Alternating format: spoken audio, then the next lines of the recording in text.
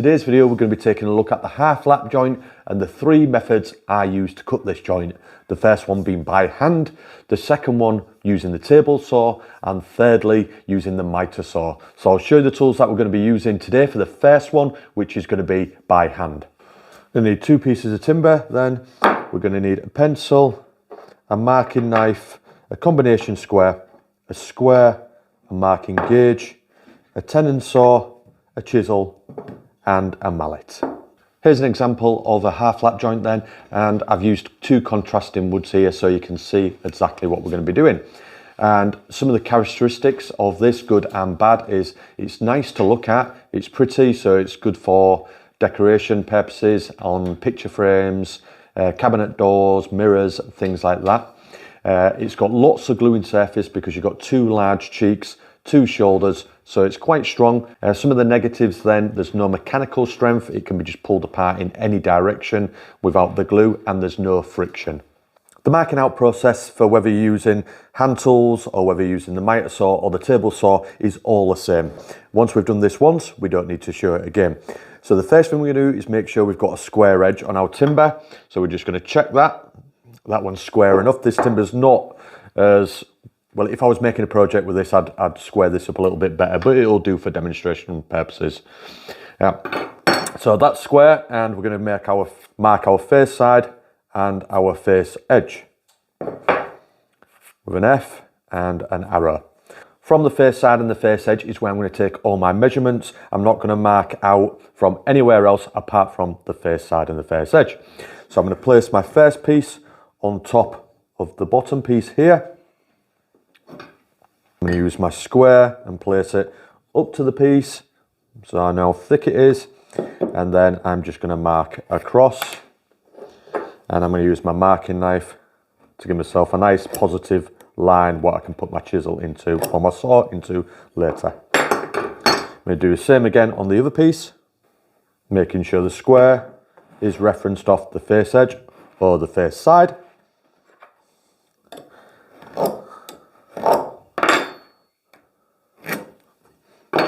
Now I'm going to divide the thickness of the timber by 2, so I'm just going to take my combination square, roughly estimate halfway, lock my square off, put a small mark, swap the square over to the other side, put a small mark.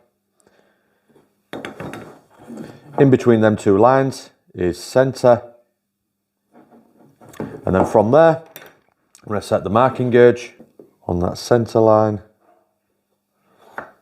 And as long as you're marking off your face side and your face edge, even if this measurement is not exact, it will cancel out any error. Make a mark.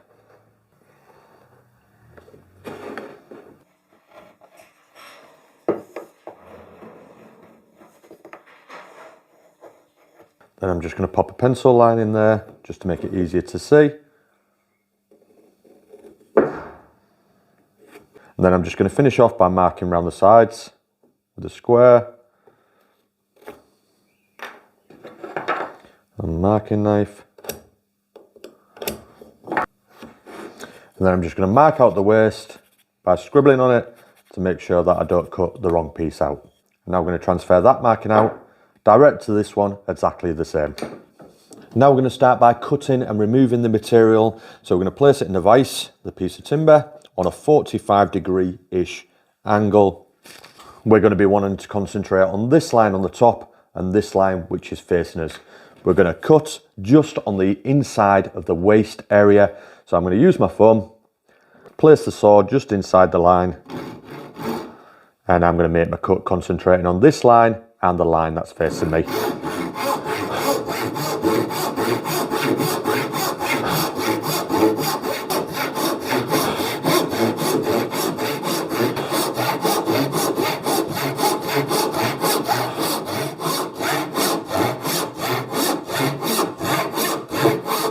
I've left myself about 1/2 millimetre there to remove. I'm going to spin the piece of timber around. Again, placing it on a 45-degree angle-ish, and then sawing down the opposite side.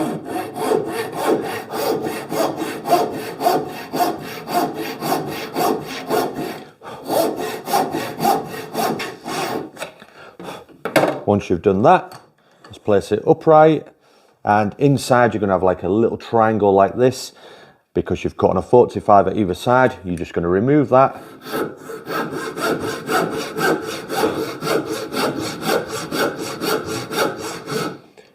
Be careful not to cut into your shoulder.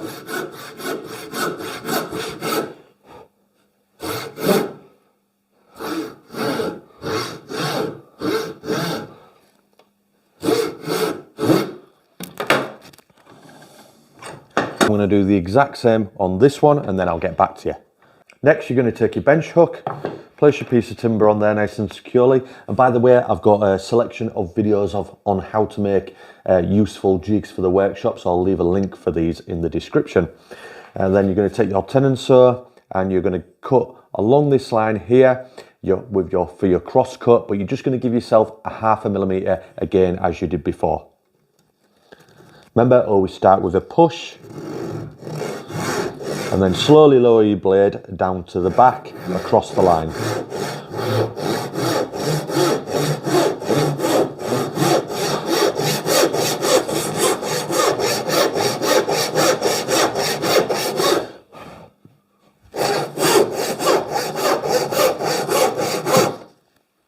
Now what we're going to do is we're going to take the chisel and we're just going to chop back to this shoulder line, and we're going to remove the material along the cheek here until we get to the pencil line. Into my pencil line and chop down.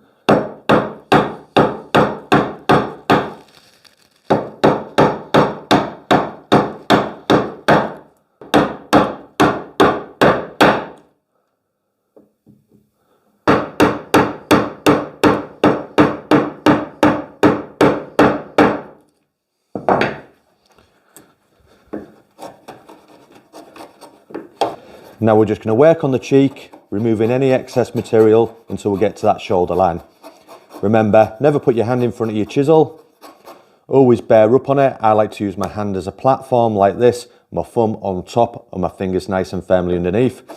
And then that way, if I slip, the chisel will just go slightly forward like that, and I'm not in danger of cutting myself.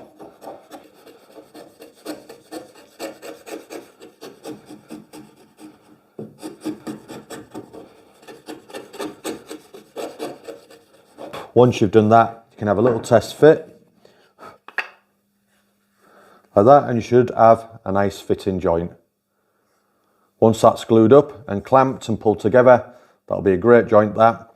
And that's the first way to do it by hand. Probably the most, well, definitely the most time consuming, but if you're in your shed on a weekend and you're making a project for yourself, it's quite pleasurable, so it's nice to do it. Next thing we're going to do is we're going to go over to the Mitre saw, and we're going to show you that method. That's got its pros and cons. One of them is quite messy. It's slightly more dangerous in you've got to be, it's a bit of an advanced technique in the way you're moving the saw across the timber, but it's still a really good technique and it's quite a bit faster. As far as marking out goes, guys, it's exactly the same, and I'm just marking here where the waste is going to be.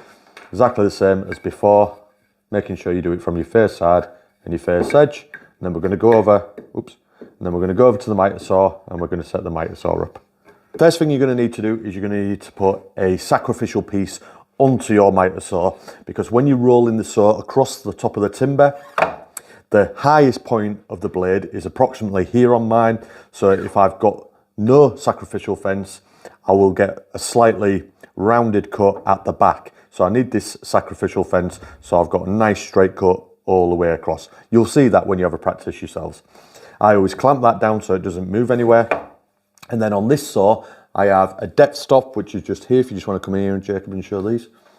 So I've got a depth stop here, which I can turn left and right. So I've got a deeper trench or shallower trench. And then just below that here, I've got this catch which pulls across, which turns the trench cutting mechanism off, and I pull it to the left there, and that makes it into trench cutting mode. Once I've got the depth set correctly, by lowering my saw down to my pencil line and rotating the knob left or right in order that the deepest point of the blade is matching my pencil line. From then, the saw is then set up to do as many of these trenching cuts as you want to do. So from there, I'm just going to follow my first line here, and I'm going to slowly work my way across the timber, which you'll see in a moment. I'm just going to put the dust extractor on now and start the cutting process.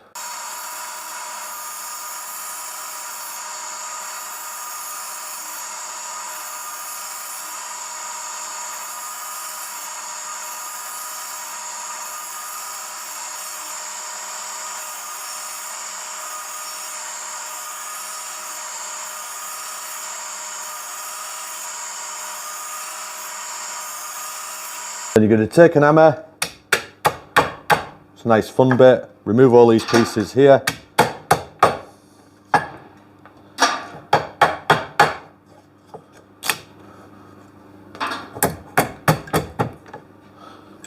Like so, and then we're just going to ride the saw across the top now, just flattening everything out. And this is the part that's probably the more advanced technique. If you're not comfortable doing this, you can simply knock all these pieces off, go over back to your chiseling station and just flatten the rest of this with a chisel or a shoulder plane if you've got one of them. If not, you can do this method.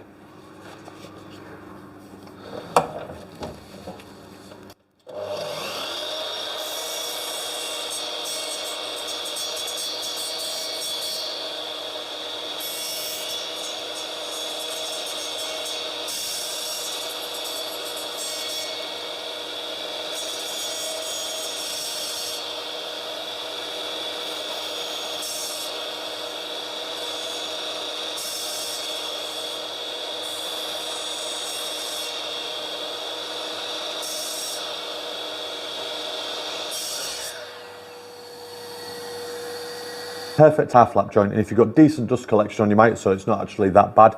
It's just if you've got no dust collection on your mitre saw, it can be quite messy. So I'll repeat the process exactly the same on the other piece, and then we'll see how they fit. There we go then, guys, another lovely half-lap joint, just done using a different method. We're now going to go over to the table saw and show you the last, probably the quickest method and the least messy method, but again, just as good as the other methods. In order to cut this joint then, guys, you're going to need a jig of this type, and I'll just place it on here.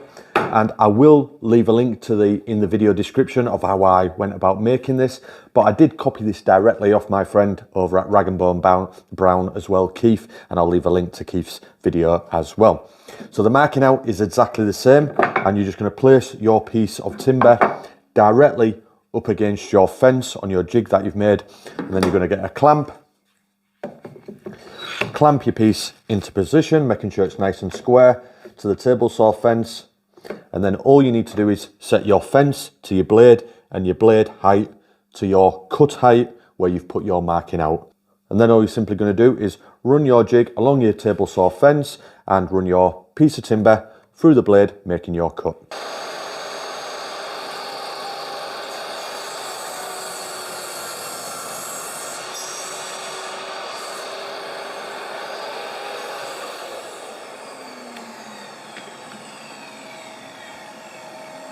Next, if you've got a mitre gauge, you can use that. If you've got a reliable one, if you've got a cross-cut sled, you can use that for the next cut.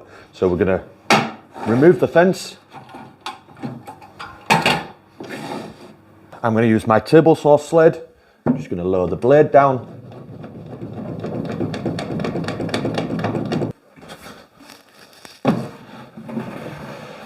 Get my piece of timber. And again, I've got a video of how I built this table saw sled if you'd like to see that. I'll leave a link to this one in the video description as well. Just lock my stop block off.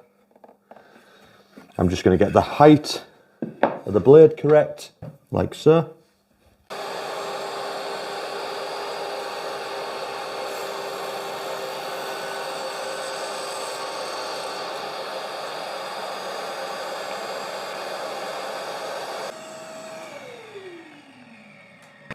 And there we go, another perfect half-lap joint.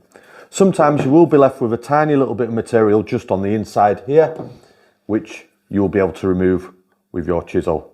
If you get your cut perfect like I did, luckily on the first time, I didn't have any, but sometimes you just have a little piece there what you need to remove. Quick look at the half lap joint then, guys. Hopefully you enjoyed that and my 3 methods of cutting the joint. If you've got any questions, don't hesitate to ask and I'll do my best to get back to you. If you enjoyed the content, don't forget you can like and subscribe and comment. And if you'd like to support the channel, you can do that through Patreon and channel membership. And I'll catch you on the next video, guys. Bye.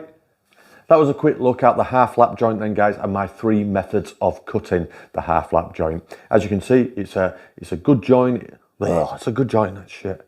Right, I don't know what to say for the outro. Anyway, let me go again. Quick recap then, guys. That was the half lap joint, and like I said, no, don't need to recap it. That was a quick look at the half lap joint then, guys, and my 3 methods of cutting the joint. As you can see, it's quite a simple joint to cut, and it's nice and effective and